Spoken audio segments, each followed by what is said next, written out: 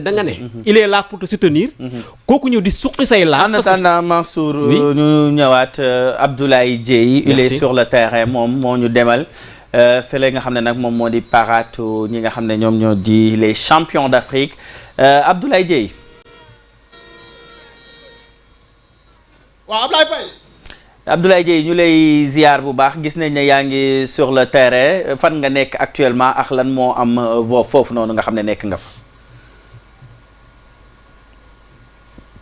waaw jërëjëf Abdoulaye Faye ñu ngi lay nuyu nekk ci plateau bi yëpp présentement ñu ngi fi nga xamante ni mooy Mariama Niass bi fii nag la ñu waxoon ni mooy lieu de départ bi nga xamante ne moom mooy parade bi actuellement ñu ngi fii li ci mën a nag wax gis ko mooy que ni foule bu bari ñëw nañu ngir rek mën a fexe rek daan accompagner lii di Lions yi comme ni ngeen ko gisee nii déjà fii nii mooy ci Mariama Niass bi tout juste ci gannaaw moom mooy ci li nga xamante ne moom moo di ci li nga xamante ne nii moom moo di ci gannaaw tali bi nga xamante ne moo jëm ci Patte d'Oie donc ful bu mag moo daal di ñëw fi nga xamante ne moo di fii ni mën a accueillir li nga xamante ne moo di gaynde après deuxième sacre bi nga xamante ne indil nañu ko ci lii de deuxième étoile bi mais tamit ñu nemmee ko dispositif sécuritaire bu am solo boo xamante ne ñëw nañ fi la police est là pour veiller ci li nga xam moo di sécurité bi xale yaa ngi fii mag ñaa ngi fi ñëpp ñi ngi fi maanaam toutes les âges confondus ñi ngi fii nii mag ñaa ngi xalaat dégg yaa ngi dégg gars yi ñi ngi jubilé noonu gis ngeen duggee fu nekk ci li nga xamante ne moom moo di département bu Dakar moo xam diggante Rufisque fi nga xamante Guédiawaye fi nga xamante moo di Pikine fi nga xamante moo di Dakar mais tamit Kër Massar ñëw accueillir li nga xamante ne moom moo di Lions yi ñu fàttali itinéraire bi fii nii la ñu wax ne mooy départ bu ñu jugee nañ dem EMG génnee Castor dem Bourguiba jaar fi nga xamante ne moom moo di maison ancien président de la République ki nga xamante Léopold Sédar Senghor jël corniche bi pour dem palais de la République. jërëjëf Abdoulaye Dieye mais kii am na Mansour Diassi am na question allez-y. man li ma la doon laaj mooy parce que itinéraire bi ñu wax est-ce que Lions yi naka la ñuy def ba yegg si foofu pour mun a départ ndax am nañ benn hôtel de la place foo xam ne foofu lañ leen teg est-ce que wax nañ leen dispositif bi nga xam ne jël nañ ko naka la ñuy def ba yegg si foofu boos mun a départ. ànd ak foule bi dem ndax dama jàpp ne bu fekkente ne hôtel bu ñuy jógee nekkul foofu naka la ñuy def ba egsi foofu ak naka lañ leen expliquer ne noonu la ñu fay ñëwee pour yéen ngeen xam itinéraire bi nu muy demee. waaw d'après les informations yi ñu am Mansour li ñu wax mooy que ni oto bi nga xamante ni moom la ñu réserver gaynde yi démb bi ñu ñëwee ñu jox leen ko moo leen di jëlee fi nga xamante moo di seen hôtel bi bu ko defee nag sécurité bi accompagner leen ñu ñëw fii nii. bu ñëwee fii nag ñu ànd ak dispositif sécuritaire bi nga xamante ne nekk na fi en tout cas lu ñu mën a wax fii ci Mariama Niass mooy que ni dispositif sécuritaire bu takku mi ngi fi la police est là bi ñu ñëw jaar nañu rond-point Jet d'eau Castor ñëw fépp foo jaar da ngay gis ni policiers ñi ngi taxaw li ñu mën a joxe caat ci information mooy que ni gaynde bu ñu ñëw ci seen oto bi ñu leen joxoon démb fa la ñuy dugg pour li nga xamante moo di sécurité bi accompagner leen bu ñu ñëwee nag ñu mën a am ambiance ak aussi tamit mën a saafante ak lii di supporters yi ñu gunge leen ñu jël itinéraire bi nga xamante ne moom la ñu waxoon pour mën a dem ci palais de la République. Mansour bëggoon naa xamaale Abdoulaye Dieye parce que xam nañ ne joxe nañ itinéraire bi actuellement dañuy jaar ci autoroute bi ba yegg ci foofu pour mën a dugg nag ci li nga xam ne moom moo di Dakar mën a def balade bi mais bëggoon naa xam embouteillage yi naka la trafic bi nekkee aussi côté boobu parce que yaa ngi wax wàllu sécurité yaa ngi wax wàllu présence mais est-ce que tamit trafic bi mi ngi dox normalement parce que am na ñoo xam ne tamit bëgg nañu ñëw peut-être rejoindre nit ñi fi ñu nekk pour mën a célébrer ak suñu champion d'Afrique yi. waaw laay pay li ñu mën a wax nag ci trafic bi comme ni ñu ko gisee ni c'est au ralenti maanaam oto yi ñu ngi dem mais nag demuñu comme ni ñu koy yaakaaree. li ko waral nag mooy que ni fii nit ñi tooguñ sur place. boo xoolee nit ñi dañuy dem pour jëli ji lii di xamante moo di gaynde yi. mais gis nga ñu ni mi ngi ralenti mais nag boo ñëwee ba ci EMG bi moom. foofu embouteillage la carrément moom la ñu nemmeeku ci EMG bi. wàcc ci rond point bi nga xam mooy rond point bi nekk ci lii di Castor bi. jëm front de terre waaye Castor tamit allée boobu noonu. ba ci rond-point Jet d'eau tamit nemmeeku embouteillage bu métti ndax fa lañu jaar bi ñuy ñëw mais pour l'instant en tout cas embouteillage amugul fii ñu nekk Mariama Niass oto yaa ngi ni dem ndànk-ndànk ni nga koy gisee ndi ndànk-ndànk lii di supporters yi ñu ngi ñëw mais xam nañu dañoo def fii Mariama utal yi mel lu jëm ci côté fi nga xam moo di poste mel ñuy dogaale lii di gaynde yi. Pape Thiam am na question pour yow Pape Thiam. mais Abdoulaye Dieye est-ce que gis nga fi pour le moment sapeur pompier ñu tax fi parce que ndaje mu mel nii. sapeur dafa war a am takkuwaay bu mat sëkk ci ndaje mi. oui bien sûr Pape Thiam bien sûr waxuma sax fii ci Mariama Niass bi mais ma ko waxee léegi bu ñuy jugee rond point Jet d'eau foo gis police taxaw sapeur gis nañu mu taxaw foo gis police taxaw gis nañ sapeur mu taxaw boo ñëwee ba ci rond point aussi tamit fi nga xamante moom moo di Castor oto sapeur gis nañ ko fa mu daal taxaw oto police tamit gis nañ ko mu daal taxaw fii nii ci Mariama Niass aussi tamit gis nañu fa ñoom ñi ngi taxaw foofu noonu ak li nga xamante ni moom moo di police ce qui veut dire que tamit sapeur pompier indi nañ fi dispositif bu am solo pour mën a rek wàllu ñi nga xamante ne peut-être dinañu am des malaises wala boog dinañu am des problèmes de santé ndax xam nañu ni bu gaynde yi ñëwee foule bi daal di ñëw ça sera un peu compliqué dina am ñoo xamante ne xëy na duñu mën a tàngoor bi duñ ko mën a accepter dañu am problème mu cardiaque wala boog émotion yeeg yi ñu mel mais daal gis nañ leen fi wax dëgg fa yàlla sapeur gis nañ leen fi ñëw nañu la police aussi tamit gis nañu ñi ngi fi. xaaral xanaa rek ñu xool ñaari supporters yi. waaw balaa ngaa wala bu dee am na ku nekk foofu waa nga jël benn ñaar réaction après ñu ñëw ak question wu Lamine Diédhiou. c'est la question. waaw c'est la question. maa lay ziar. ah ok. maa yaa ngi ci jàmm. alhamdulilah. noo tudd. Mamadou Gueye. Mamadou Gueye. waaw tey looy sant actuellement. xanaa kontaan rek. kontaan nañu bu baax. waaw parce que lii la ñu xaaroon ci ñoom. parce que dañu leen wóolu. waaw ñoom dem nañu respecté nañu seen jouet respecté nañu lépp. waaw kontaan nañu bu baax a baax léegi ñu ngi leen xaar bu ñu ñëwee ñu dimbale bu baax a baax incha allah. fan nga jógee ne pour ñëw fii. man fii laa jógee ci Aslem Padois. waaw. fekk nga fi nekk. man yàgg naa fi tuuti. waaw. mais kontaan nga daal ci. kontaan naa bu baax a baax. bu baax a baax. gars yi day def. ñooy fi. yaa ngi si jàmm. waaw. mais fu leen jógee. ñun Grand Yoff nii. di xaar gars yi de. waaw. waaw tey mbégte rek. tey mbégte rek lañ yëg. kon kontaan ngeen si ndam. waaw ñoo ñëpp kontaan waaw. incha allah. ñoo ko déggandoo gis ngeen xale yi sax. Ablaye Paye xale yi sax ñi ngi fi. mag ñaa ngi fi ñëpp ñi ngi fi xam naa du ñàkk rek dinañu dugg ci biir. bu gaynde yi ñëwee mën a waxtaan ak ñoom. jox leen ambiance bi nga xamante ne moo fi am. balaa boobu question wu Lamine Diédhiou aussi nga jël ko Lamine.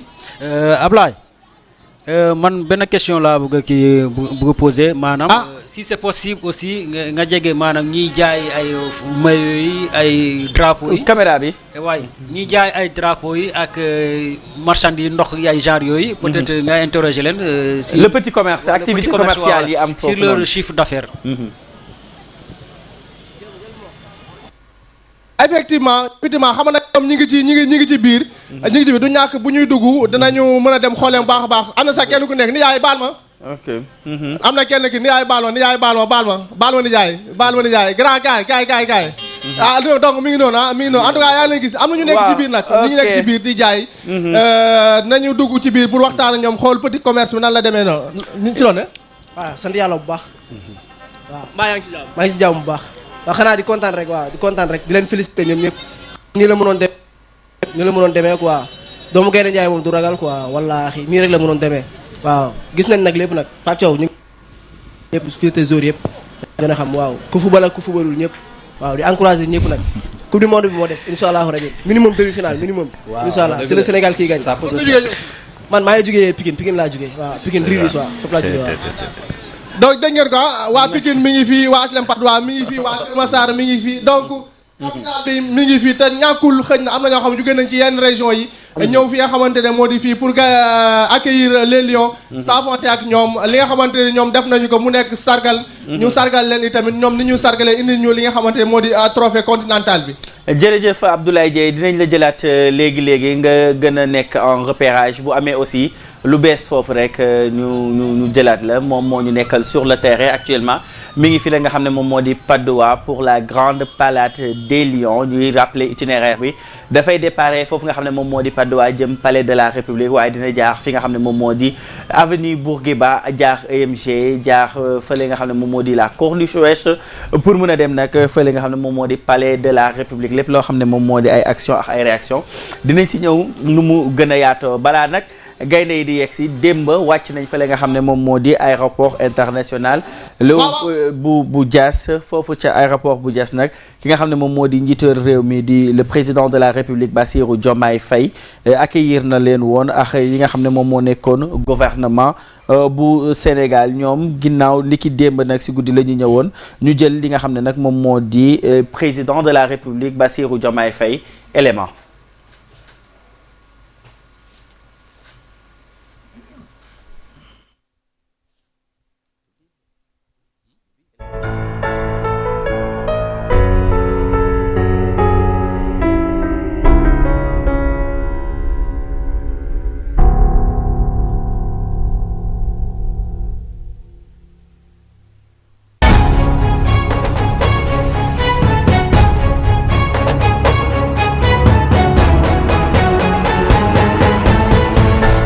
bu amee loo xamante ne tey moom la sénégalais yëpp bokk ci lii ñu gaynde yi andil mooy mbégte ci ni ñu leen gisee ñuy footballé mu wóor ñu ne ñii seen xol ak seen xëtër yëpp def nañ ko ci bëgg nañoo bégal askanu Sénégal te bëgg nañoo wone ne jël ndam li nuñ ko diggee woon andi ko jaral na leen lu ne moo tax bi ñu leen gisee biir terrain bi pendant ci biir tournoi bi yëpp ñu ànd ceeg xarañte ci mën football ànd ceeg yar ci teewal ñu par rapport au comportement bi nga xamante ne moom lañ doon xaar ci ñoom ci biir terrain bi ak ci biti terrain bi wane ne tamit ni adversaire bi dëgër dañ koy tër daan ko ndax fi ñu teg seen bët moo tax mu nekkoon ci coupe bii kon nit ñu ko diggee woon defee nañ ko noonu dañu xam ne nag Sénégal yëpp a bég ci ñoom démb kenn mënul toog kenn mënul taxaw kenn mënul def dara li ñu nekk ci biir terrain bi di xeex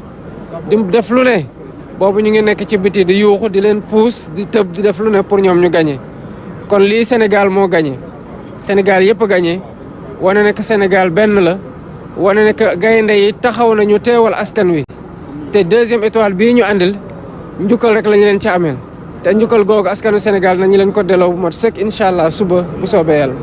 bu amee loo xamante ne tey oui mi ngi noonu élément wu ki nga xam ne moom moo di le président de la République Bassirou Diomaye Faye mu doon accueillir ñi nga xam ne ñoom ñoo di gaynde yi foofu ca aéroport international Blaise Diagne Pape Thiam moo may nekk fii nii si biir élément bu jàllee sax mu may bëgg a rayax wax naan maan waxal ñuy suivre live fu Pape Thiam bi suivre leen ngeen tapoter ngeen jàppale ma rek ngeen partager waale mais aussi di wax ne ba tey sénégalais yi ñu ngi ñuy suivre en direct si seen télé waaye aussi ñi ngi nekk en direct si li nga xam ne moom moo di Facebook ak YouTube Abdoulaye Dieye yow yaa defar bi les éléments mu nekk son excellence le président de la République le premier des sénégalais accueillir ñi nga xam ne ñoom la joxoon drapeau bi ñu indil ko coupe bi. waaw parce que da leen joxoon ñu dem. ñu ñëw war ko delloo. kon c'est normal. et c'est le premier des sénégalais. il représentait tous les sénégalais. je pense que buñ ko defoon bëccëg du fa nekk moom kese. ñëpp a fay teew tey. effectivement kon nag puisque sénégalais yi dañ leen di xaar tey pour ñu ànd ak ñoom. moom nag mu dem jiitu sénégalais yi. accueillir leen c'est normal parce que boo leen yebee. ñu dem uuti. loo xam ne yombutoon indi ndam c'est normal mu ànd ak gouvernement bi yëpp. dem accueillir leen. sargal leen aussi tatagal leen won leen ne nation bi nga xam ne moo leen yebaloon. ngeen dem xare ji yàlla may leen ci ndam nation boobu noonu. kontaan na ci yéen. et gis na liggéey bi ngeen def gis na coono bi ngeen daj aussi boo indi leen ndam li donc c'est moom aussi ñu koy gërëm li mu war a def na ko. mu continuer di leen gunge c'était normal mu dem ànd ak ñoom ànd ak gouvernement bi ak ñëpp ñi fa demoon.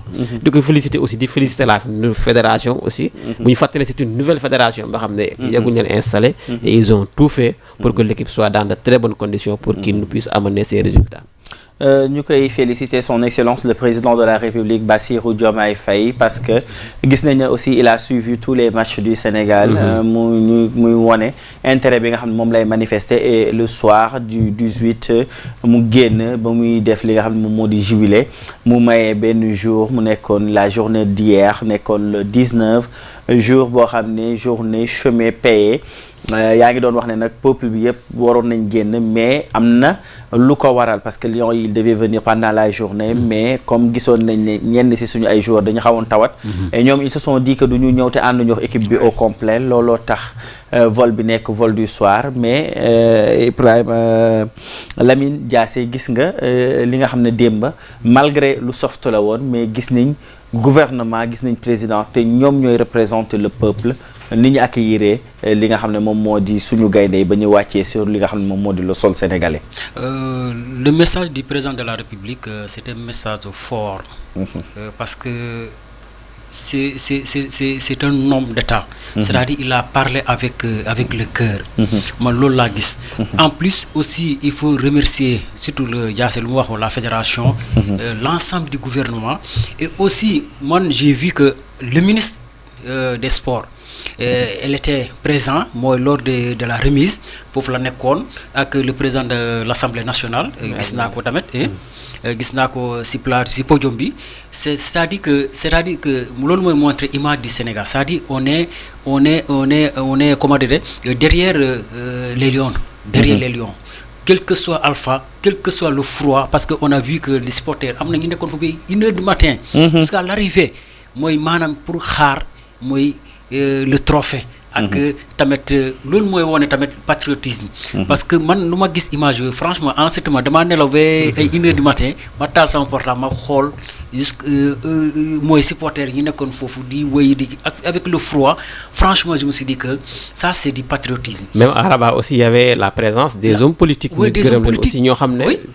ñoom Anta Babacar ak ñeneen Anta Babacar Abdou Mbow. mais franchement ñëpp a demoon jàppale comme ça li ngay wax Sénégal bu wootee ñëpp ay nekk seen ginnaaw. c'est un message. Et la présence des autorités aussi dañu ko war a souligner puisque day rassurer l'équipe. Exactement parce que boo fa gisee ministre gis fa. Président de l'Assemblée ils seront témoins oculaires lépp lu mun a xew te bu ñu waree def dara aussi mun na am ñu calculer ne y a les autorités qui sont là et ils sont témoins kenn di doon nettali ne mbir mi nii la demee. loolu aussi lu am solo la say ndaw suñuy dem fenn nga accompagner leen bu ñu nekkee ci bonne condition nga xam bu ñu amee jafe-jafe aussi nga xam ne am nañ ay jafe-jafe bu ëllëgee parce que tey li fi xew ñoom ña fa nekkoon tey Sénégal bu waree plaider parce que plaider dina ci am. ñoom ils seront là ils sont témoins dañoo fekkee gis xam nu mu demee. kon ñoom Sénégal ëllëg bu ñu leen wooyoo ñu war a plaider. ils seront là et kenn du leen nettali ne lii moo fa amoon. dinañ mun a jàkkaarloog autorités yi bët ak bët ne leen ba ngeen fa nekkee ñun on était là et on a vu ce qui s'est passé ça ne s'est pas passé comme ça c'était comme ça bu ko defee dinañ xam ne parce que loolu day jox fit boo yebalee sa ndaw nekk ci ginnaawam day xam ne man kat ki ma yebal bàyyiwuma mu ngeeg man et je pense qu'ils l'ont montré et ils doivent continuer de le montrer et ça va renforcer aussi. maanaam image du Sénégal à travers le monde mais day renforcer aussi képp ku bëgg a defati Sénégal benn jëfin bi di nga xalaat ne.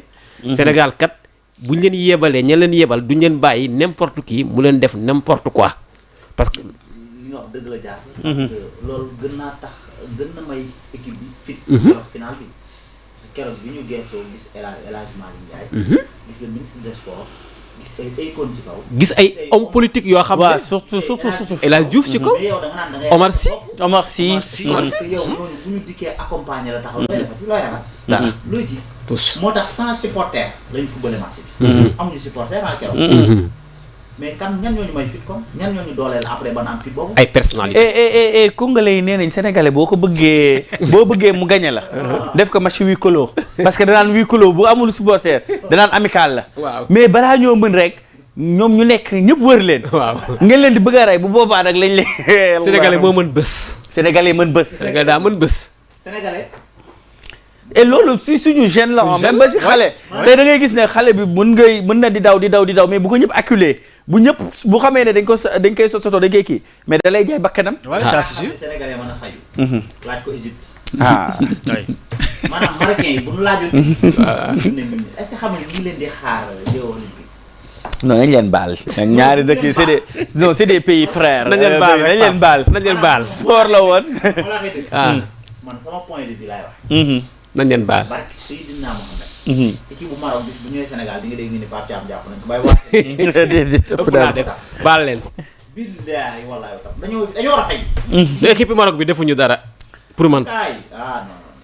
parce que équipe bi ils ont été sportifs defal nañu Sénégal. non Mansour man d'accord parce que équipe bi dafa parce que équipe bi tamit comment dirais-je. Achraf moo sànni ay mais Diaz il a influencé la décision de l'arbitre de. Achraf Hakimi aussi a jeté le. waaw Hakimi moo doon kii. suñu serviette yi. li gën a ñaaw Hakimi ni mu doon dóore penalty bu duggoon humilié na la. ci côté football rek ba pare. Diaz. voilà bu ñu ñëwaatee yow ñoom coach so bi muy def conférence de presse veille match. lu wax ay paroles déglu nga ko. am na lu ma ci dégg de. respecté wuñu faale wuñu beneen affaire. même final bi sa conférence de presse Pape Thiaw mais journaliste yi marocain dañuy buddee kii bi. non xam dama ko indilaatal rek Maroc bi muy football ak Mali rayul benn Mali. journaliste malien waaw. bi muy football ak Cameroun rayul Cameroun bi muy football ak Sénégal rayul Sénégal. encore avant match bi di gën a garaaw ñun bi ñuy jógee fële di ñëw fii mais marocain dañu humilier sans sécurité. gurgur ñu comme ay xar. mais kooku dañoo respecté. mais on a sorti grandi de ces événements. sécurité ñoom seen sécurité dañu waroon taxaw teeru ñu accueillir ñu marocain yi bu fekkoonte ni fair play nañ bi ñu maañ amee problème mu hôtel mais waroon nañ ci teel a wax. waroon nañ ci teel a taxaw.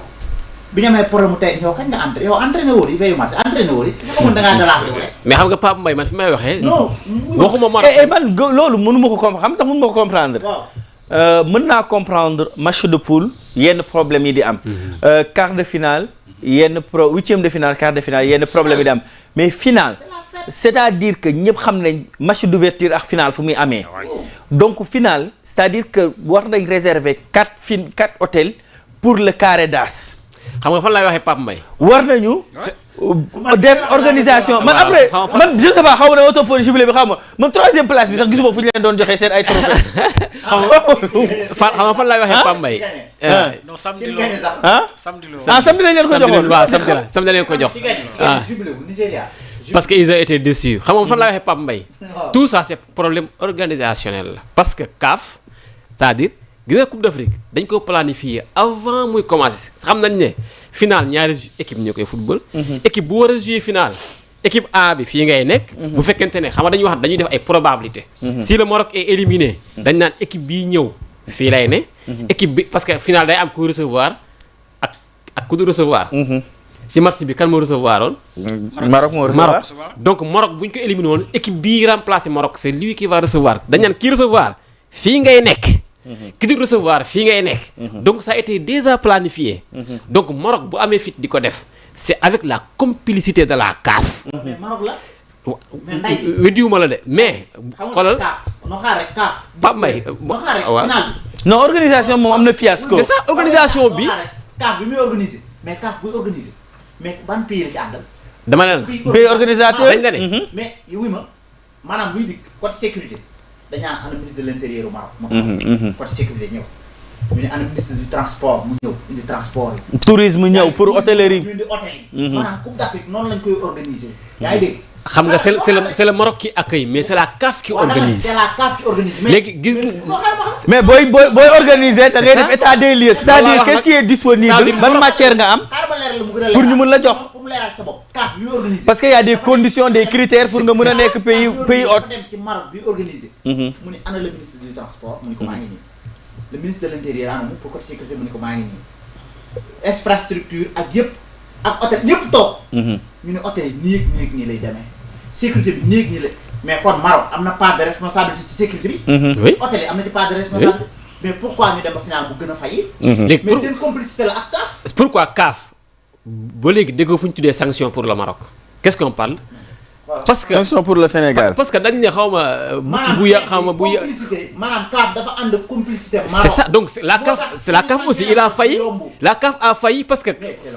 parce que yow organisation dafa am cahier de charge. non maanaam dafa lay dolli. CAF dafa am cahier de charge bu ñu la jox da nga koy remplir. c'est-à-dire le Maroc bu amee fit.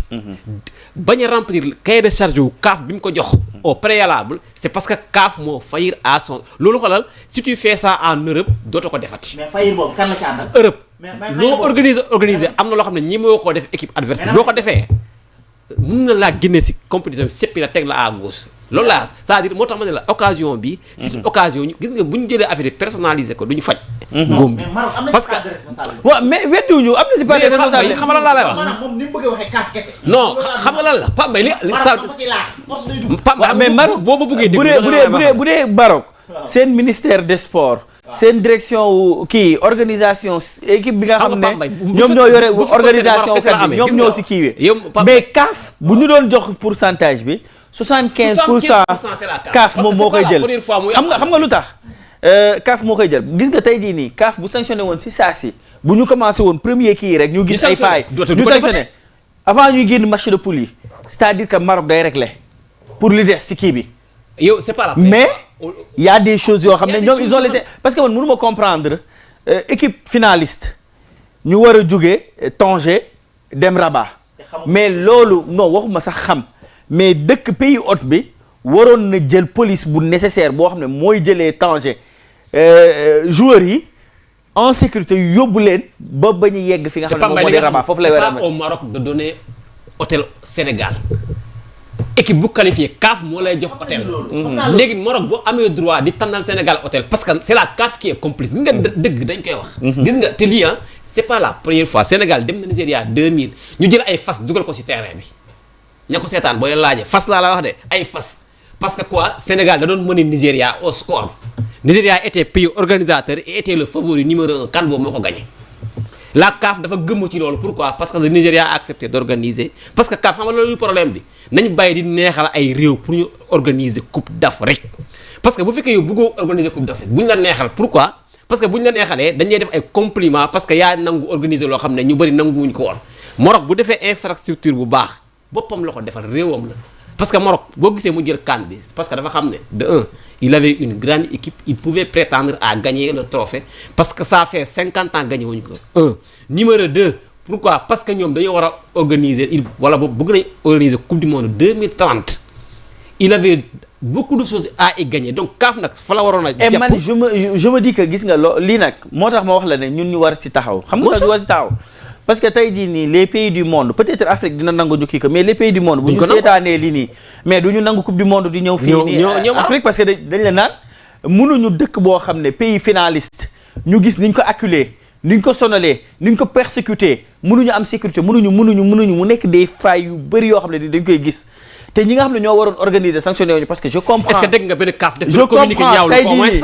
CAF ba muy wax si loolu waroon na ne dinañ ñëwaat on va ouvrir une enquête pour xool li nga xam ne lii ak lii mais quand tu pointes du doigt si benn côté booy xoolee benn côté sama waay nag foofu tëddeewul njaaxaandaay pour man affaire bi jarul ubbi enquête xam nga jarul ubbi enquête mais loo gis daa jarul ubbi enquête waaw mais xam nga procédure dafa am mais procédure dafa am xam naa la bëggoon bu ubbi enquête dañ daaw procédure direct non procédure directe boobu mënul nekkee loolu non c'est-à-dire man comprendre naa c'est-à-dire vous parlez le même chose la vous parlez le même langage mais j'ai compris c'est-à-dire Diassé lu mu waxoon sànq nii parce que boo xoolee CAF moo organisé Coupe d'Afrique bi c'est-à-dire yow li ngay wax voilà mooy accueil yow li ngay wax maanaam c'est le visuel c'est-à-dire yow CAF dafa war a sanctionner li nga lu ñu gis c'est-à-dire CAF moo war a sanctionner mais si la CAF dafa bàyyi loxo wala muy xool leneen na graaw peut-être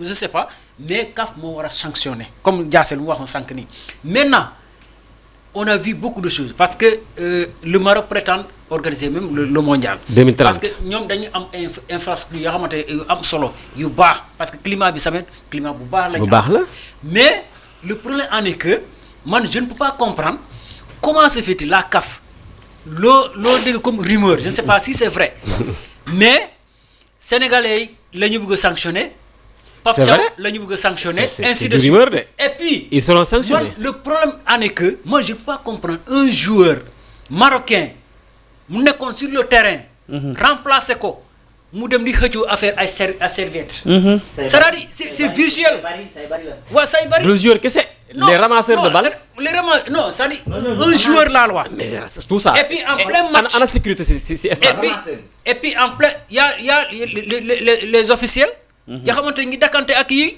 tu vois ça c'est normal te et puis ma yokkal la ci Lamine gis nga bi problème bi amee ba muy jeex gisoo benn officiel lu CAF bu wàcc ci terrain bi. Voilà. pour jéem a xool qu'est-ce qui se passe exactement. parce que l'arbitre wàccu ci. gis nga match bi toog ci kaw di gis nga seetaan. match bi bu mu arrêté.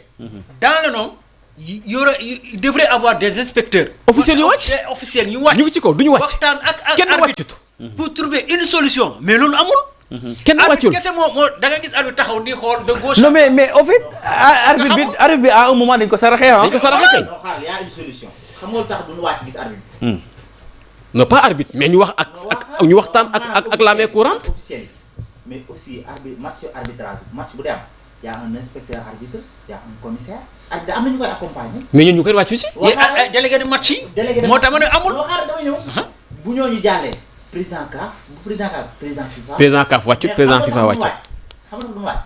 premier match Cameroun premier match Maroc Comores kan moo ko arbitré. mooy arbitre bi. arbitre bi ak c'est le trio bi waaw loolu la man wax naa ko début émission bi. seen plan. bi ñu nee premier soudanais bi mooy arbitré final. dañ ko bañ. waa fédération bind. man jot information yi ma jotagul dañu contacter directement sa waay doomeraan borom nen borom kanam bu ñaaw. pour ma yokkal la ci le meilleur arbitre africain c'est un Algérien. Gorbal woo nañ ko. Moustapha Golobal.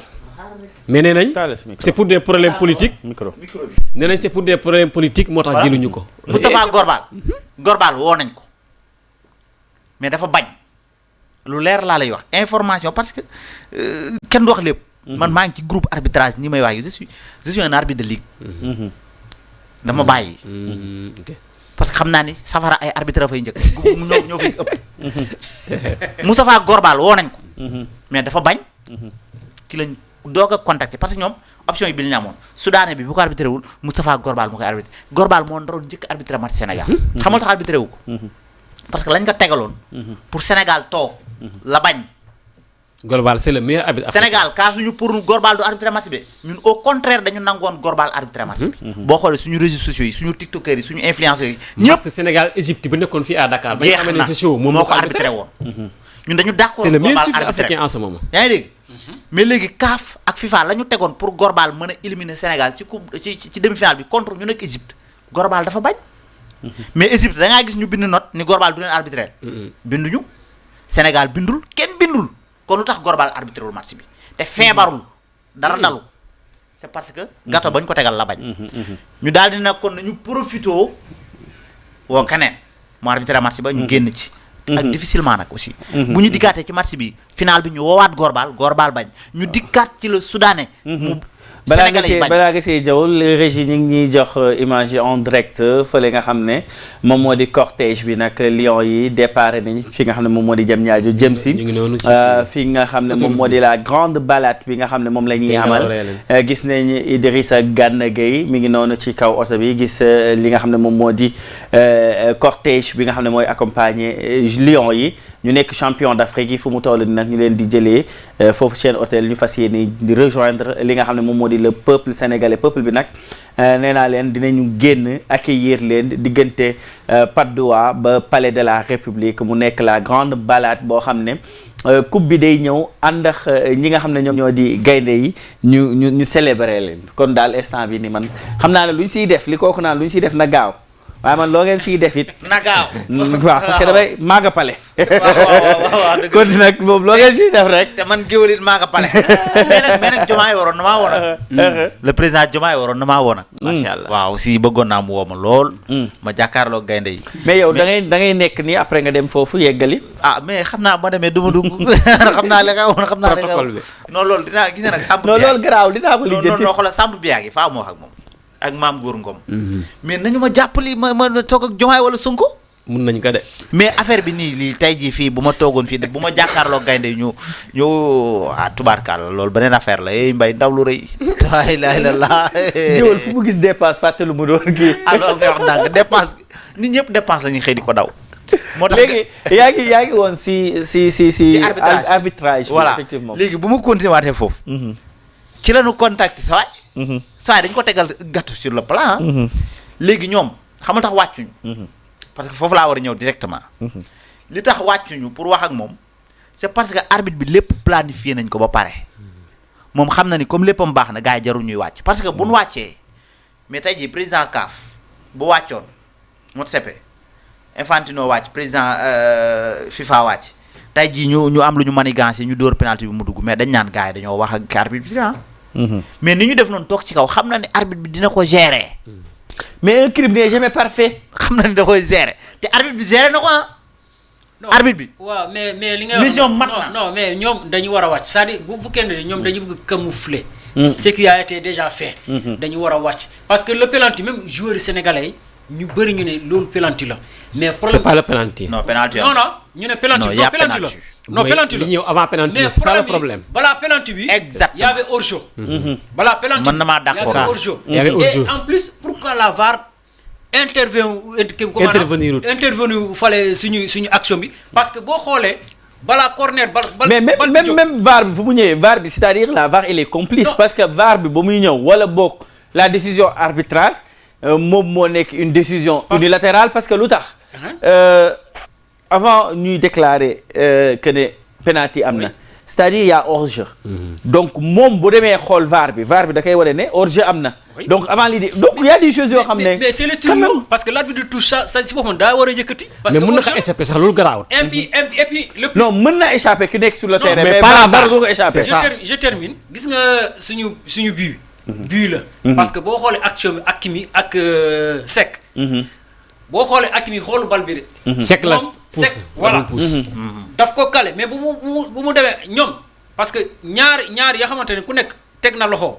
mais maanaam Hakimi dafa trébuché c'est ça. c'est pas ça qui l'a poussé dafa trébuché. moom sax xool xamul bal bi fu mu jógee sax xamul. dafa daanu rek Seck mbëg. kon maanaam bu fekkee ne VAR daf daa intervenir si action boobu. bii la woon. xam nga yokkal la ci gis nga Maroc lii daf ko planifié. côté boobu noonu avec parce que gis nga à Coupe d'Afrique les images dañ doon transiter par la France. après ñu dellu ci réalisation bi. le Maroc a dit cette fois-ci les images Maroc lay yem ñoom ñoo koy traité. c'est-à-dire VAR bi li Marocains yi bëggul VAR bi gis loolu lañ koy proposer c'est eux qui réalisent. CAF loolu la waratoon nangu c'était pas à eux de réaliser match boo xam ne c'est eux les finalistes. parce que aussi lu mu tuuti di nga am tuuti dose de patriotisme. yow tey su ma nekkoon réalisateur wu. image yoo xam ne Sénégal mun na ci am potentiel élimination. peut-être sans patriotisme mun na maa may. ma xañ VAR bi yenn image yi. effectivement loolu aussi. censure day am fépp. loolu c'est des choses yoo xam ne nit ñi bëri comprendre ñu ko nga les images toutes les coupes d'Afrique les images transitées par la France. avant de revenir à la régie de la VAR. Cette année le Maroc a dit nee nañ ils ont la compétence. et ñu leen ciy féliciter bañ amee compétence de traiter les images sur place. mais bu fekkente ne lii moo taxoon ñu koy def. parce que durant toute la CAN toutes les penalty yoo xam ne arrangé wul Maroc. kenn visionné wu ko. parce que nee nañ parfois c'est la VAR qui tombe en panne. et ça tombe tout le temps en panne si c'est le Maroc. léegi balaa ngaa léegi may ma aussi ma nuyu sama benn xarit boo xam ne mu ngi ñuy seetaan mooy Youssoufa Maron. Maron ma nga lay nuyu bu baax a baax. seen confrère lañu macha allah non xaaral balaa ngaa ñëw foofu parce que Lions yi départ nañ te léegi ñu yegsee. et balaa boobu bëgg nañ aussi jël la réaction des aînés ki nga xam ne moom moo di Mamadou Niang ak kii di El Hadj Diouf jëloon nañu seen ay réaction ñoom aussi hier à l'aéroport international Blaise Diagne lii la ñu dénk ñi nga xam ne ñoom ñoo di askan wi. Encore une fois de plus parce que ils sont talentueux, ils sont respectueux, ils aiment ce qu'ils font et ils ont un amour pour ce pays et c'est ça le plus important. Et je ne suis pas quelqu'un d'émotionnel, je travaille là. Je ne suis pas quelqu'un d'émotionnel, mais je dirais que je ne suis pas surpris. Et depuis le match contre Congo, je sais qu'il y a quelque chose qui est né et c'est pas encore fini. C'est ce que j'avais senti sur le coup et je savais que il pouvait revenir et gagner le match et la victoire allait encore être plus belle. Merci. Un sentiment de fierté pour ces gamins parce que c'est vraiment une bande de gamins extraordinaires, un groupe génial avec un staff extraordinaire. On les a vus vraiment pendant 30 à 40 jours vraiment soudés. Le groupe vivait très bien. À chaque fois qu'on allait les voir, ils étaient toujours souriants. Ils avaient un objectif en tête, c'était d'aller au bout, de remporter cette coupe ici au Sénégal et offrir la deuxième étoile au Sénégal. On savait que c'était pas une mince affaire parce que on était à l'extérieur, on était au Maroc, qui était le pays hôte, et ça allait être compliqué s'ils allaient en finale. On s'en a aperçu parce que c'était une ambiance très très hostile avec 90% du stade qui était acquis à la cause des Marocains, mais les petits ont été très solides mentalement et physiquement. Ils ont répondu au combat physique qu'on leur a posé. Et c'est une victoire très très méritée et ça nous a rempli énormément de fierté. Machallah, ils nous ont rendu énormément de fierté. Mamadou Niang, El Hadj Diouf ñoom aussi ñu muyee woon la maillot ba ñu nekkee ci tanière bi pour dire que ni Sénégal yàgg na di génn. Man je me rappelle génération bii nii c'était en Séoul en 2002 Bamako 2002 malgré xale la primaire laa nekkoon mais foofu ngay xamee jubilé dem palais dem RTS Ablaye Wade génn au temps suñu maam maye journée bu ñu gañewaan maa ngi nekkoon primaire Nourou bi ngi sabate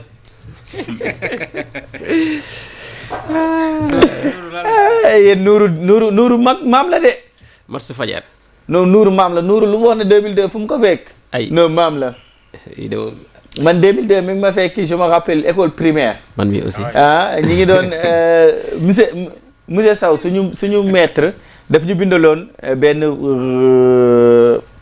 texte boo xam ne la qualification la tuddoon. On est en Coupe d'Afrique, on est en Coupe du Monde. C'est ce qu'attendaient des millions de Sénégalais de Dakar à Kidira, de Saint-Louis à Ziguinchor, wala de Dakar à Ziguinchor, de Saint-Louis à Kidira, je me rappelle plus. La bande à El Hadj Diouf xaw ma la nax la non pour dire que ne lu ñu marqué woon la woon école primaire. Je me rappelle monsieur Sow lu neexoon Diédhiou. gis nga les lions yi nga xam ne moom moo di Diouf ak Mamadou Niang dégg naa comme yow yaa nekkoon yaay ñaa nombre tout fierté, sentiment de fierté, c'est-à-dire que tous les Sénégalais dañu am sentiment de fierté si li nga xam ne moom la ndaw yi def. il faut remercier les anciens. Parce que am na yeneen équipe. yeneen kii yoo xamante ne bi yeneen pays amuñu ko. Comme quand tu prends le cas du Togo ak ñeneen kii amuñu ko. Peut-être le Nigeria. ngay gis peut-être ay ñoom Kanu ñoom peut-être Okacha ay ñeneen quelques personnes. Mais le Sénégal c'est le seul. Comment dire le seul pays. yoo xamante ne équipe bu demee rek da nga gis. ay ñoom El Hadj Diouf gis nañ Kalilou Fadiga mi ngi woon ci final bi. Mamadou Niang Aliou Cissé gisoon nañ ko ci kaw mi ngi woon ci foofu noonu. gis nañ ci staff bi ay Lamine Diatta. Tony Silva donc. Cheikh Kouyaté Pape Kouli Diop. Cheikh Kouyaté aussi. C'est-à-dire que pour te dire que. Abdou Diallo. boo jëlee retraite sax Abdou Diallo. non mais franchement c'est à saluer ce bloc là. nan. Man lu ma gis message bu may lancé. ñu continuer. Même bu fekkee ne ñeneen dañuy arrêté parce que dégg naa rumeur Sadio Mané boo prétendre. il a persisté. Il dit qu'il va arrêter quand même. Mondial bi moo koy téye. Et man nag je suis d'accord avec moom. Parfois nag il faut savoir. sortir par la grande porte. Effectivement. Et laisser la place aux autres. C'est ça. nguur kenn du ko ñedd. Sadio bëggul ñedd affaire bi mais Sadio dafa war a xam ni moomatul boppam. non dafa lu may analyser wu ma xaar li ma nga nangul de xam nga dama ne Sadio moomatul boppam. wax ma ban jour keroog maa moon fit audace dem ci biir ni booy génn leen ñëw ñu àggale match moom kese. ku ko defoon gars yi mën nañoo bañ génn. ku ko defoon mën nga échec. te ku demoon waxtaan ci kaw dikk wax ak Pape Thiaw nga jàpp ni Pape Thiaw dina la ko nangul. jàpp ma ko même Gana Gueye mi capitaine bu dikkoon ñaan Pape Thiaw boo xafee mu bañ. mennum Sadio Mané la yàlla may loolu. kon kooku dafa war a xam ni moomatul boppam. non mais moom Pape Thiaw wax na ko de. Pape Thiaw wax na ko aussi. dina accompagner du question da kii si coin moom. Sadio. non Pambay li mu wax am na solo de. Sadio c'est pas n'importe qui. li ma la Sadio du n'importe qui xaar rek dina accompagner gis nga Sadio Mané mën na pare ni damay bàyyi ñun loolu nangu nañ ko de. Exactement. mais gis nga Sadio boo xamee joueurs yi ñoo koy poñe. je pense par A ou par B. Koulibaly laa di te. Idrissa Gueye wax na ko. par A ou par mais Sadio moom moo ni. moom moo ni Sadio Mané mais Sadio Mané moom moo ni Gana Gueye dafa cramponné daa bëgg a génn Sadio ni ko doo génn. génn waaw. léegi moom dafa ñaar toog ñu naan yow moomu nit ñi xam na li ma ko wax bu baax doful après lay comprendre. su demee ba jógee mondial. dikin def bëgg a toog gars yi ni ko yee suñu liste 28 joueurs yaay nekk 28e même booy toog ci banc bi tu le ferais. Sadio bu mu nekk na nekk nit am na loo xam ne des fois mais li dal kii l'attaquant camerounais te ñëwul CAN bi j'oublie son nom numéro 9 bi. kii Aboubacar. non Aboubacar numéro 10 la. moo kooku du Aboubacar de. ok léegi ma indi la tur bi mais kooku ñëwul sélection. xamul lan moo ko xaaj affaire bi c'est parce que dafa dikk pour concurrencer ak booy yi. moo tax sélectionné wuñu ko. dafa waroon humide maanaam toog yaru. ñu mottalee ko liste bi mu ñëw. accompagner booy yi. bu dikkee toog di xaar ba Sadio Mané ñun après foofu lañ ko soxlaa. mooy ki nekkoon Bayern. waaw Sadio Mané ñun foofu lañ ko soxlaa après. donte xam na ni am nañu relève boo xam ne Choupo-Moting non du Choupo-Moting de. attaquant camerounais bi du Choupo-Moting de. championnat France la nekkoon. yaa ngi dégg xaar naa leen di tur bi léegi. yaa ngi may dégg bu baax Sadio Mané foofu lañ ko xam mais Koulibaly. bu ko neexoon déclarer retraite am. mais Koulibaly xam na ne am na relève. boo xam ne mi ngi koy xaar. keroog geste bu mu def. Koulibaly bi muy génne ak blessure bi méttiwul de. mënoon na ko continuer mais xam na ne dafa am double carton de football final. mu xel njëkkoon naa toog jugaat toogaat. dafa yedd xelam ni il fallait que ma génn booy bi préparer match bi. pour la finale bi. il est stratégique Koulibaly.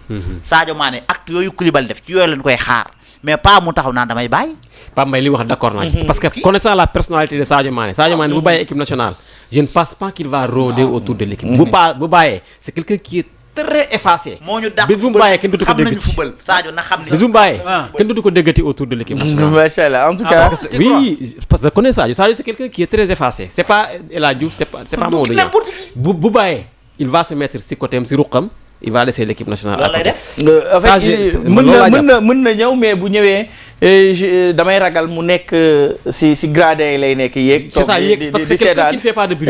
il va être derrière pour li nga xam ne moom mooy gis nañ caravane bi mi ngi noonu palaat bi ñoom lion yi. ñu ngi caravane bi nii kon yow ndeke wéro. mi ngi noonu nga xamante ne tey jii may nañu ko escorte bu am solo bi nga xamante ne gendarmerie nationale moo accompagné.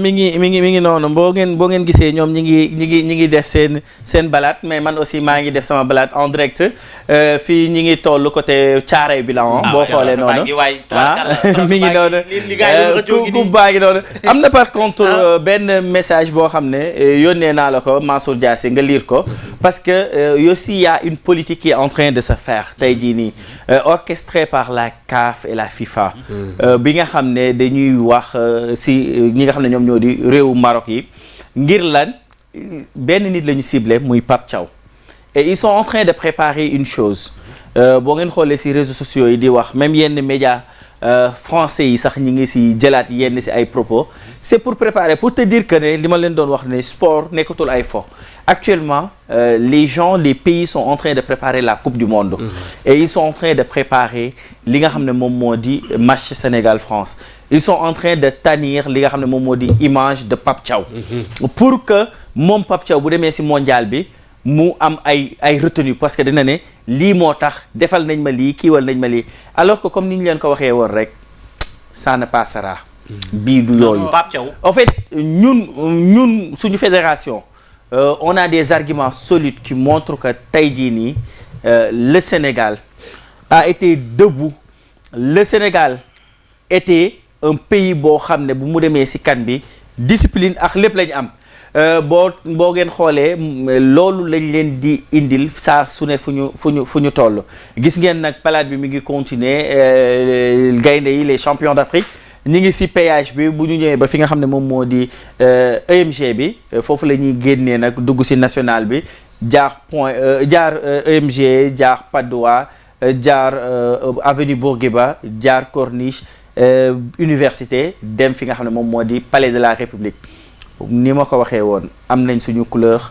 am nañ suñu coupe am nañ suñu serviette on est champion d'Afrique donc am na loo xam ne duñ ko nangu li ma la bindal xoolal message bi ma la yónnee parce que ils sont en train de faire pour que Pape Thiaw ñu mu mun a wàññi xam nga football à la base dañ ko créé woon pour arrêter la guerre entre les nations coupe du monde maintenant lii de manière modérée pour man c'est une guerre et guerre nag nation yëpp ñoo ci war a ànd pourquoi je dis c'est une guerre parce que France dañ ci bëgg a jaar pour régler waale seen compte si match bi Sénégal war a am ak France à la coupe du monde comment faire mooy fexe ba discréditer équipe bu Sénégal bi fexe ba wàññi doole équipe nationale en passant par le coach Pape Thiaw d'abord en passant par des sanctions éventuelles pour les cadres de l'équipe nationale pour que éventuellement contre la France le Sénégal soit décimé de telle sorte que on n'aura pas une équipe forte mais lépp lu mu jaral sur le plan psychologique que ça soit parce que la France c'est une nation qui est capable de déstabiliser médiatiquement une autre nation parce que France politique de déstabilisation sur le plan médiatique ñoom ñoo ci champion am nañ capacité de nuisance boo xam ne si seen média politique bu ñu bëgg mun nañ kaa teg di ko doxal di ko wax di ko doxal ba influencer sur la décision que la CAF doit prendre ou bien la FIFA par rapport aux sanctions que le Sénégal doit subir maintenant c'est aux Sénégalais de prendre les devants won leen le nous sommes une nation qui connaît nos droits qui sait ce qu'on doit faire et ce qu'on ne doit pas faire li ñu def xam nañ lu tax ñu def ko te mesurer nañ lu tax ñu def ko li ñu def dañ ko waroon def nañ ko s'il y a des sanctions disciplinaires mun nañ kaa nangu mais bu indee discrédité nag pour faire plaisir à ou bien pour neexal kenn nous ne sommes pas du tout d'accord et on sera prêt à se battre jusqu'au bout su ma ko waxee nag je ne parle pas seulement du gouvernement c'est toute la nation sénégalaise que ça soit les médias que ça soit les hommes politiques que ça soit les joueurs eux-mêmes que ça soit même les chefs religieux parce que ñaan baax na ci lu ne ku nekk côté ba nga féete def ci li nga mën parce que lii c'est une lutte d'une nation wutal son bi c'est plus du affaire fort du affaire mission commando la c'est la nation sénégalaise qui est pointée de doigt nation bi ñoo def révolution pour am lu ñuy bañ pour le peuple africain et encore on rappelle une chose le sport moom mooy permettre de vendre le Sénégal en fait le Sénégal actuellement est vendu sur le plan africain et puis moom bul sonn fii wax 2 ans on va parler du Sénégal et j'appelle aussi beneen bi bu dee mondial noonu lay demee gis nga Trump avant dafa defoon communiqué pour les Sénégalais si affaire visa yeex ñu war a dem si mondial bi mais il va revenir sur sa décision parce que ay champion d'Afrique lay waxal effectivement te instant bi nii la réaction du Sénégal moom mooy tax état bu nekk di nga xoolaat parce que di nga ne ñii c'est un pays boo xam ne ils vont pas se laisser faire comme ça et foofu noonu ñun ñoo ko war a wane là on dirait que ne ñi ngi franchir li nga xam ne moom moo di péage yi donc équipe bi ñi ngi noonu joueurs yi en tout cas nañu continuer di leen accompagner mais aussi di wax ñi nekk ci environ yi ñu génn aussi parce que ñoom bu ñu fàtte ne ba ñu nekkee Tanger c'était très compliqué il y avait une forte pluie il faisait excessivement frais mais n'empêche toog nañ sur le terrain donc nañ ko gëm gis nañ ki nga xam ne moom moo di yaa ngi wax léegi gis nañ joueurs yi comment il s'appelle encore je perds même le fil non je parle pas de Ousseynou Niang Pape Matar Sarr bi nga xam ne il était malade gis nañ mi ngi kontaan mi ngi jouer pour montrer ne lii la ñu soxla te ñoom image bi la ñu soxla woon célébrer ak équipe bi yëpp donc nañu génn Gana mi ngi noonu. allez-y kii da doon wax fa am solo mu ni dañu créer football pour wàññi guerre mondiale. mais pour teg armes yi la woon. mais ba léegi ci guerre lañ ne. parce que kenn ku ne da ngaa dem pour représenter sa réew. kon ci guerre la ñu nekk ba léegi mais guerre civilisée la. léegi FIFA lan lay organiser pour la France. day def de telle sorte que Pape Thiaw moom sanctions yi génnagul mais je sais que ni premier match bi Sénégal France. du coach. dañ koy suspendre. même fi mu ne nii France bu fekkoon ni 3e match lañ ko am. jàppal ni 3 match yi nii njëkk am yëpp ci mondial bi. Pape Thiaw du coach parce que dañ koy préparer pour la France sunu yenn joueurs yi sax peut-être amuñ fu ñu leen jaar mais bu ñu amoon fu ñu leen jaar ci côté disciplinaire dañ leen di génne éliminer leen loolu moom. ma teel la ko mais sanction yu Coupe d'Afrique yi n'ont rien à voir ak Coupe du monde bi. waa léegi xaaral tuuti ma wax la nag.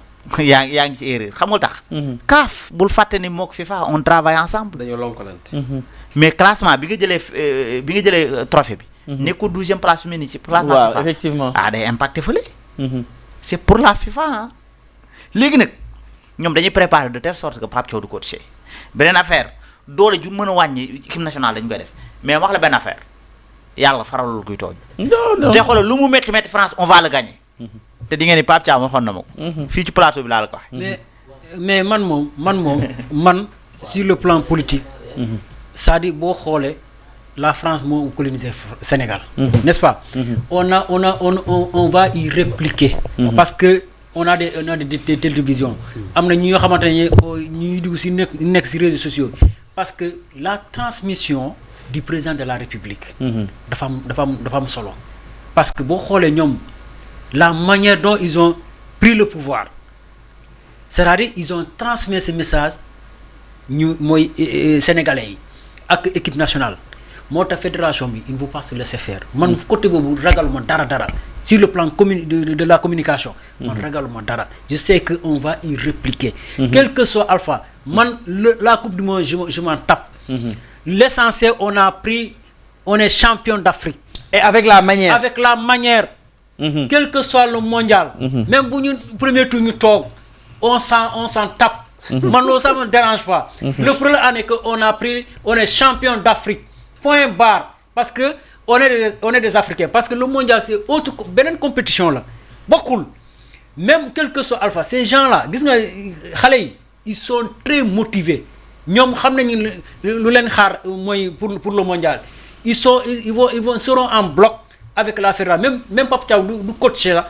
il y aura un deuxième entraîneur boo xamante ne day toog si banc bi mooy coach banc bi. le problème c'est pas Pape Thiaw. c'est les joueurs. mais ils peuvent sélectionner parce que. non mais Ismaïla Sarr am na lu mu waxoon mu ne quel que soit Alpha même Marocains yi ñuy feesal seen stade di siffler parce que c'est des habitués c'est des professionnels je sais que le mondial là il y aura des surprises. non moi je résume. waaw yow ma laaj la benn question. Sénégal nga xam ne da ngay xëy. sabar gi di dëgg. da ngay xëy. cant yi nekk fii. xadara gi nekk fii. nga nekk nawetaan. stade bi nekk si biir école bi nekk si biir marché bi. ñun buri daf ñaa yëngal. xam nga kii kan mooy maamam. ma faali ko ma daa ba tax ba. balaa booy dégg. fukki bala ñaar day tàkk. kon xam nga ne kooku tuy dala déranger wu ma en fait. te man mi nga xam ne ci sabar laa juddoo ci sabar laa yaroo. maa ngi ci programme bi ba tey ñun ndaw bi dañoo déranger. maanaam te Sénégal boo nekkee si bu dee sénégalais rek da ngay yuuxu. est-ce que xam nga ni congolais li ñu wax dëgg la. fecc nga waaw sénégalais bala nga koo gañe boo ko bëggee gañe dëgg def ko match huis clos. amul bruit amul dara amul dara. te sénégalais béy na balaa nga koy rendi mu yuuxu. mais gis nga sénégalais yi nga génn nga sot ko. ci nga xam ne Sénégal mën a xeex waay. on nous tue mais on nous déshonore. on nous déshonore pas. ay gaynde lan. neexul ba neexul.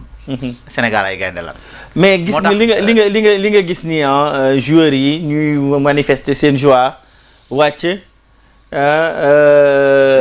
lii mu nekk nii benn climat bu lii dafa am beneen symbole bu ci nekk bu muy symboliser ba pare relation bi ñu am yaa ngi gis joueurs yi ñu ngi tooñ gànn te pourtant avant dañ doon wax ne moom mooy paa bi mais man paa bi daal bëgg naa ko paa bi set yëpp tenir na ko ma tojal la lii nii ay ca tojal ci côté cosaan ñëwal bu njëkk boo mosee dem xare boo gañee boo ñibbisi nii la daa demee dañ lay teeru comme buur waay di tëgg di way di fecc comme buur ci digg penc bi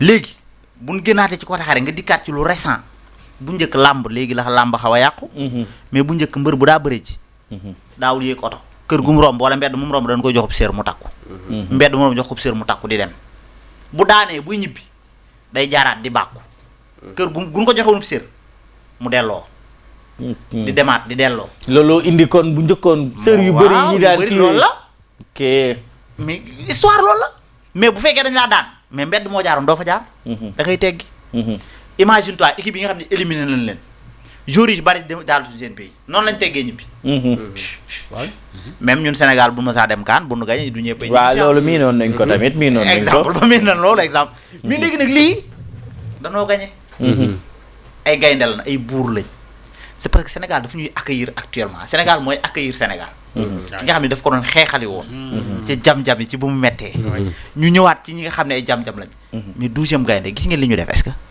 billaay parce que xam nañ ñi ngi ñuy néewal doole. ñun dañuy wàcc ci terrain bi. waaw et pourtant nous sommes minoritaires foofu noonu. c'est ça di jaay seen bakkan léegi loolu ngor ak jom ak fit moo tax 12e gaynde ñeme loolu. tu sais que ne man kan bi yëpp 12e gaynde rek laa doon xam nga lu tax ma leen doon xalaat parce que déjà daf ñu am seen identité. mooy torche nii. kii bind Sénégal. je me suis dit seddaay bi naka lañ koy supporter. interviewé nañ leen ci loolu noonu. seddaay bi mooy. interviewé nañ leen ci benn waay.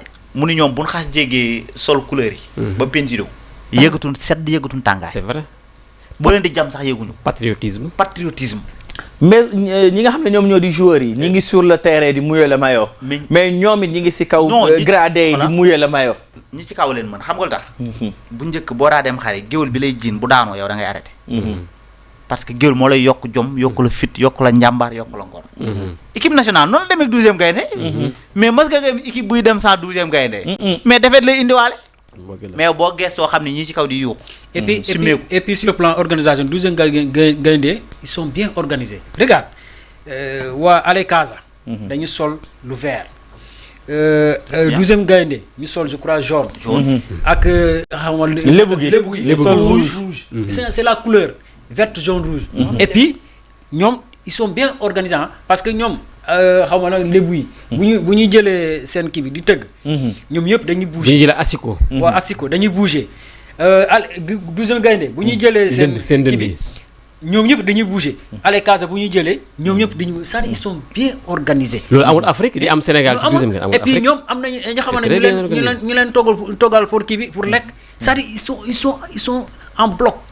franchement Afrique y a pas de 12e gaynde. ils sont en bloc mais bëggoon naa ñu ñëw si esprit patriotisme bi début bi ñu ngi wax drapeau yi ñu ngi wax kii mais symbole bi nga xam ne moom lay représenté Pape Thiam si yow laay ñëwee ba tey parce que yaa yoroon parole bi par exemple ñu ngi wax si 12e gaynde yi mu nekk ethnie yi nga xam ne ñoom ñoo fi nekk lébu gi Ale Casa 12e gaynde gi nga xam ne amul coloration ethnique ñoom ñëpp ñuy représenté ils se sont tous réunis comme un seul homme pour nekk derrière tuddee seen bopp 12e gaynde maanaam 11 sur le terrain bi ñun ñi nga xam ne ñooy supporter ñun ñi nga xam ne ñoom ñooy peuple bi ñu nekk le 12e gaynde taxawaay boobu noonu nga xam ne am nañ ko si